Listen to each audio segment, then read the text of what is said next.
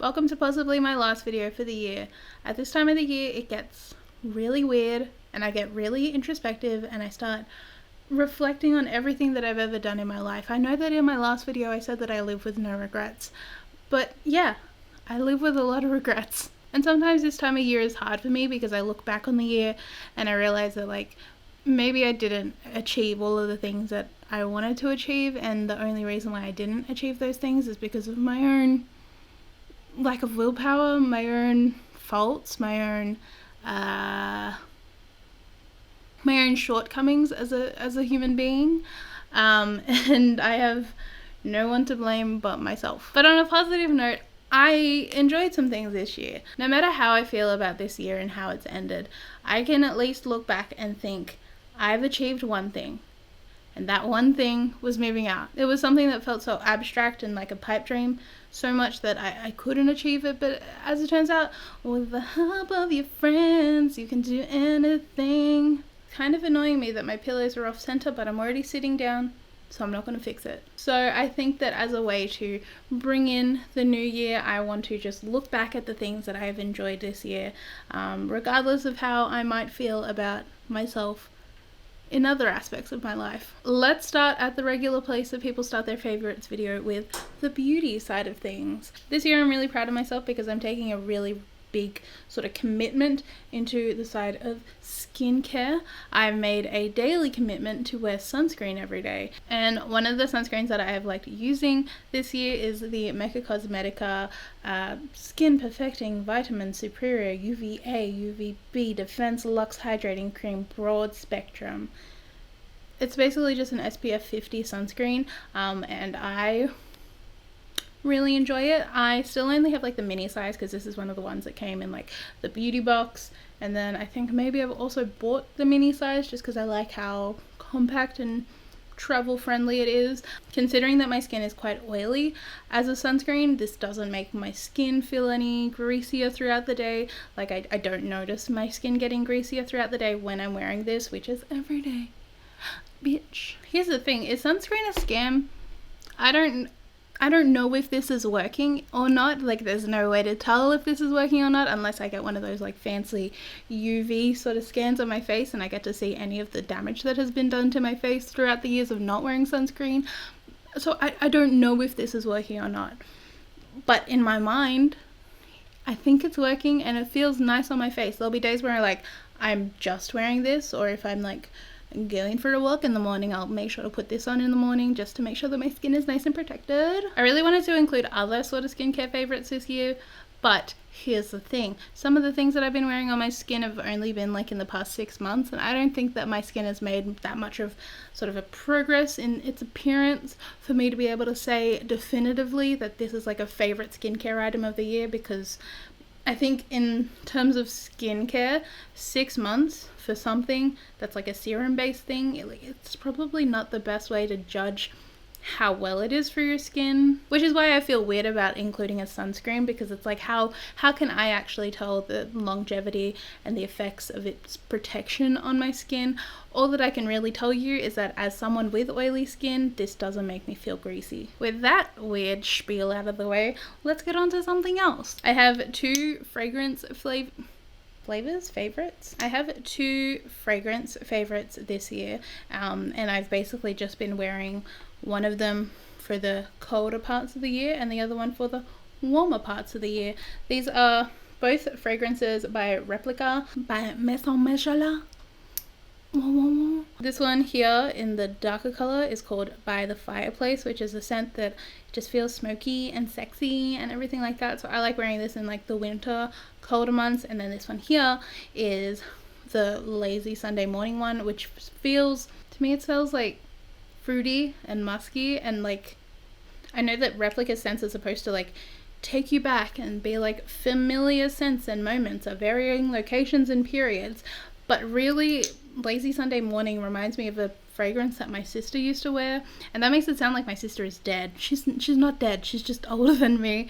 So I don't know what perfume this reminds me of, but it's something that my sister used to wear when she was 19 or what. Why am I being so creepy? That feels creepy to say exactly what fragrance my sister was wearing when she was 19.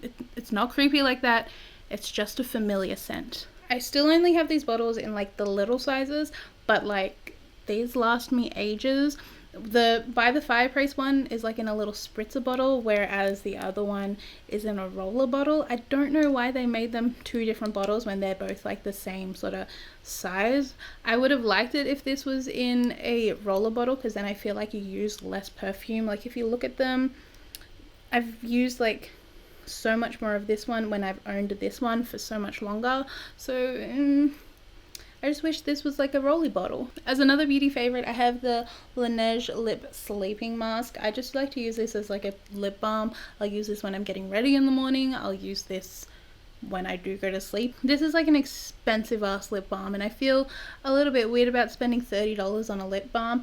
But to be fair, this is lasting me a long time, and I haven't lost it yet. I feel like that's the only time when I would regret my purchase and like feel as if I made a waste of money, is if I lost this. But this just sits on my bedside table and it just stays there, and every time that I'm going to bed I just put that on and then turn my light off, and then I get to go to sleep and then wake up with luscious lips.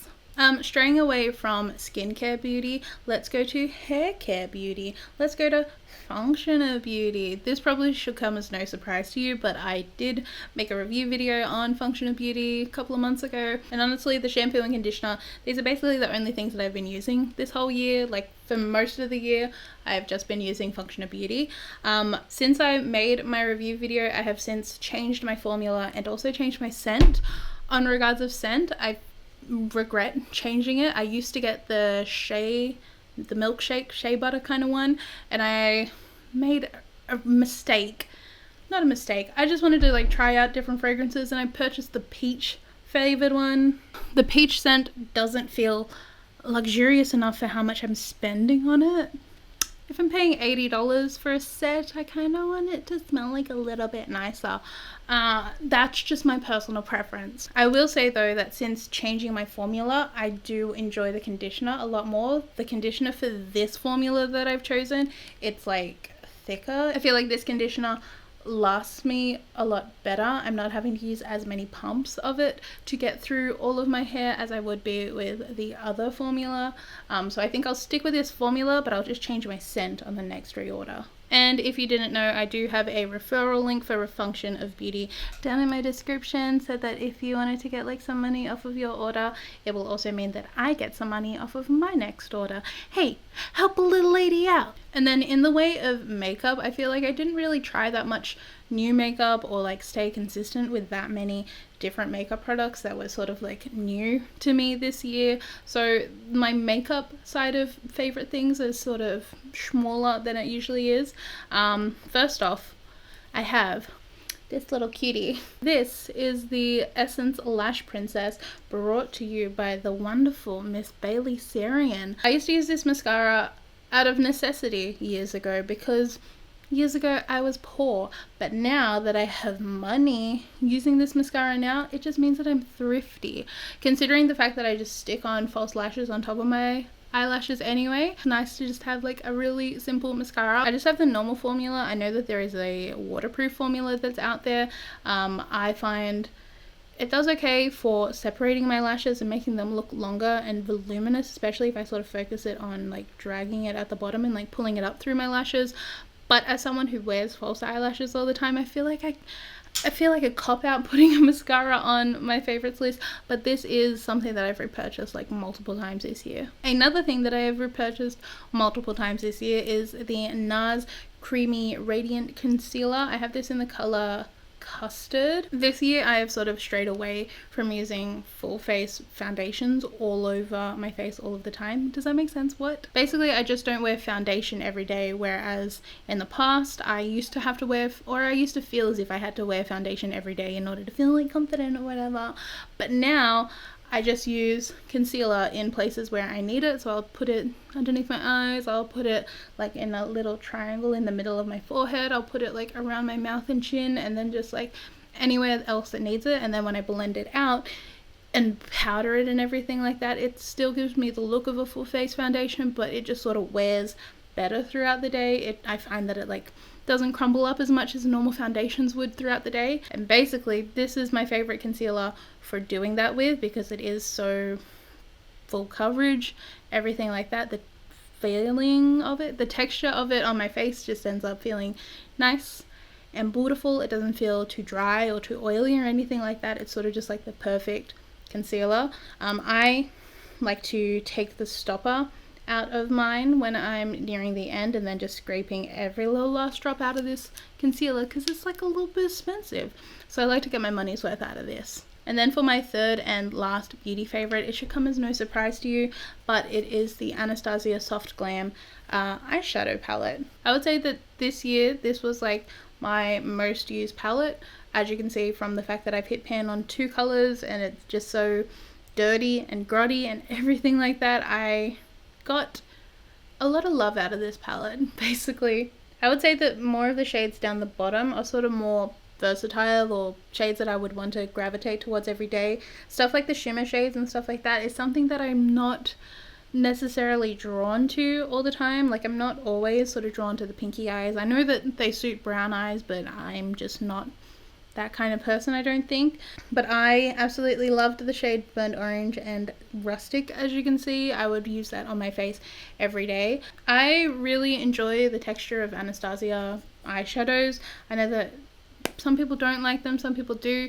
I love them. I think that they're amazing quality. I remember when I first saw this palette and I was like, I don't need to buy it. Like, I don't need this. These are such basic colors. And then looking back at it, I'm such an idiot because I use this palette almost every day this year, and I feel as if I truly got my money's worth out of this one because of how much I used it.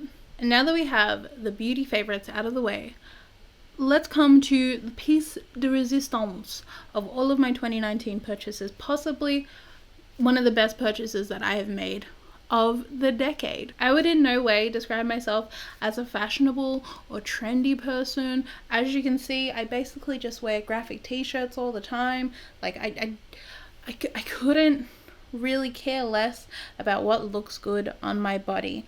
But, and it's a big but, I made one purchase this year that I know looks amazing on my body, and that, of course, is my Crocs. How do I show this? These are my pride and joy. These are my favorite purchase of 2019. I love them. They are platform Crocs, basically. I can just show you one. These are basically just platform Crocs. You think that they're just like the normal Croc.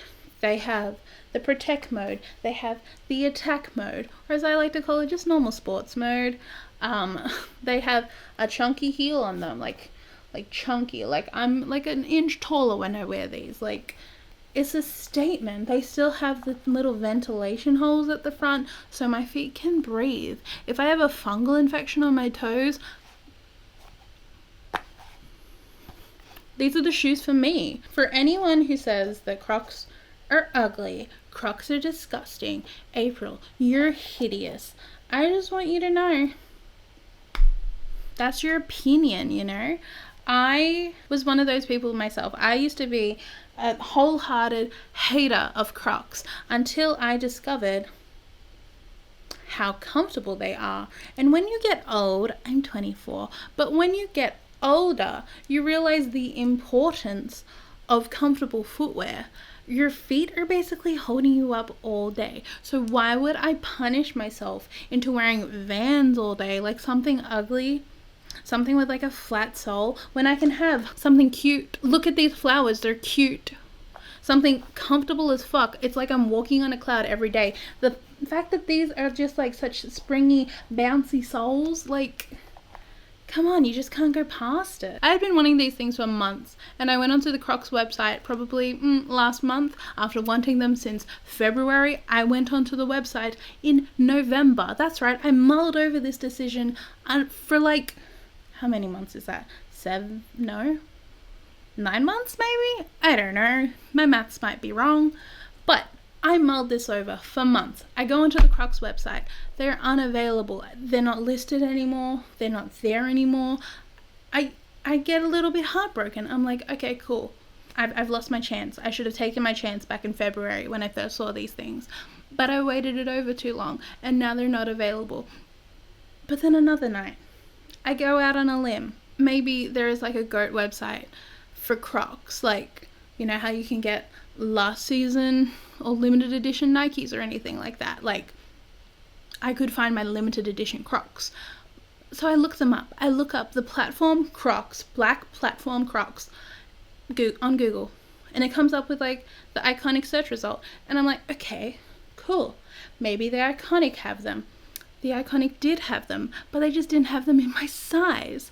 And I was like, okay, maybe this is a sign that I shouldn't wait around for anything. I should just go on impulse and get everything that I want. So on a whim, I thought maybe this won't happen. But on the Iconic, you can still like have the notify me button if something isn't in stock in your size. You can like click on your size and you can check notify me. So I do that for my size. Not even a week goes past and my size is in stock. And I'm like, well, fuck. Like, dude, I have to get them. It's a sign. If they weren't in stock last week, but now they are in stock this week, it means that I have to get them. The universe is telling me that I should get them and that I shouldn't wait. And I've basically been wearing them ever since. I don't want any other footwear in my life aside from Crocs. If it rains, like shit, dude, my toes are getting wet, but I'm still gonna fucking wear these. I was allowed into the pub with these because from the front, they just look like a trendy little shoe. But then from the back, you know that I'm dealing in comfort. Anyway, that's enough about my favorite shoes of 2019. This is also enough of my 2019 favorites in general. If you like this video, please give it a thumbs up. Subscribe to my channel if you want to see more from me. Thank you very much for sticking with me this year. I know that I've been inconsistent in YouTube, in my life in general, but I'm trying. If you have any suggestions for things that I should do in 2020 or things that I should explore in 2020, anything that you want to see from me in the next year, in the next decade, please let me know. Thank you so much for watching me. Thank you so much for subscribing to me and commenting and being nice to me and just giving me your time. It means a lot to me. I hope that you stick with me into the new year and I hope that you enjoy all of this. I will see you guys in my next video.